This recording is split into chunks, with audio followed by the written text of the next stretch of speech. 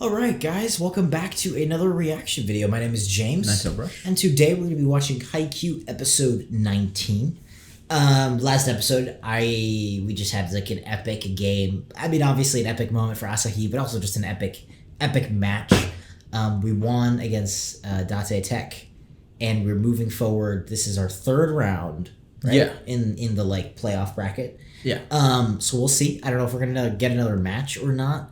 I don't think they have any more room left in the day, but we'll just see. I kind of want to see how we deal with the aftermath and then go moving forward since, you know, especially these last two matches, I feel like not only did we reveal our weapons to Date Tech, but also kind of to everybody watching. Like, Like, and now all the teams are like, oh, Cansino is like, actually means business. We're not going to like let you get the edge on us in the first match or anything. So it's going to be like, sports, people are going to come in prepped for the next match. So I'm curious to see kind of how we respond or prepare ourselves for that.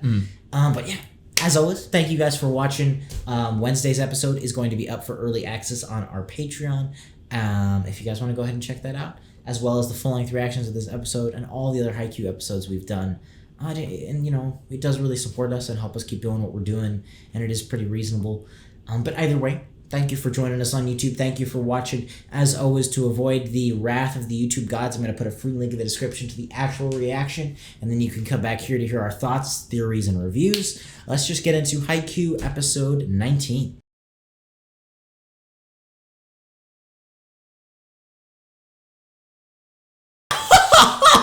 Okay. Yo, Kageyama just went up in my books to like number 0, above 1 somehow. I mean, that was such an epic moment. That was such an epic moment. Like, that's his personality right there. I know, but I love that. And I love that he trash talks back. But it's not like uncontrolled. He's just like, you want to play?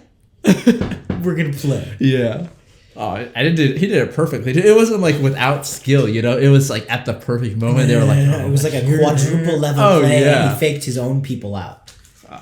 No, that's dude. Good. It once again, the ability to up the level of strategy where it's like, I didn't even think about that yet. And then the show is like, oh, here's another element you could do with the game. But I'm like, oh my gosh. And so it feels like, you know, the possibilities, every kind of game and episode, as you go up in skill, it feels like the possibilities actually kind of expand. Yeah. Which is cool, because it's not just like, oh, magically they're better or magically they're worse. Like, I see, it's just the strategy gets more and more complex as the show goes on. And it's cool, because it's like, well, if you started with that, I would have been freaking confused, first of all. But then it's cool to see, like, okay, as we go up the ranks, it's like, oh, no. Like, everybody's clearly on a whole different level of gameplay.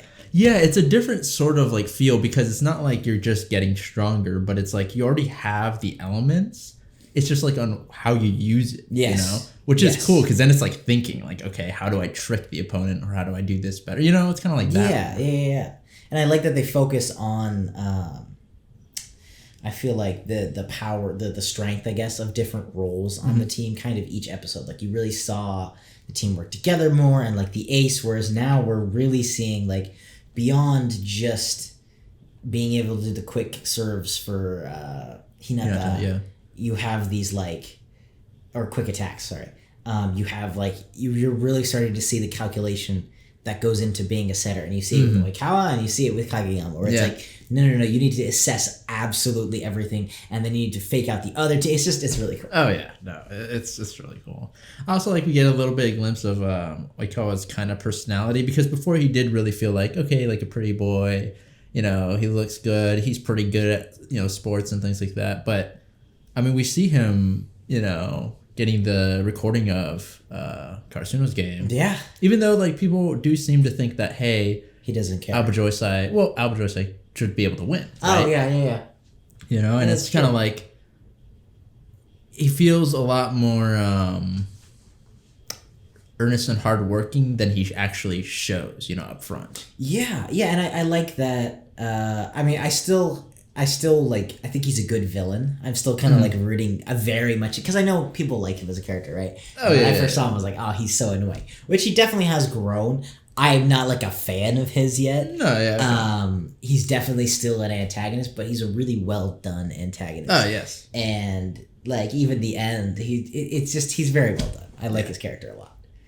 So yeah, thank you guys for watching. As always, the full-length reaction is up on our Patreon.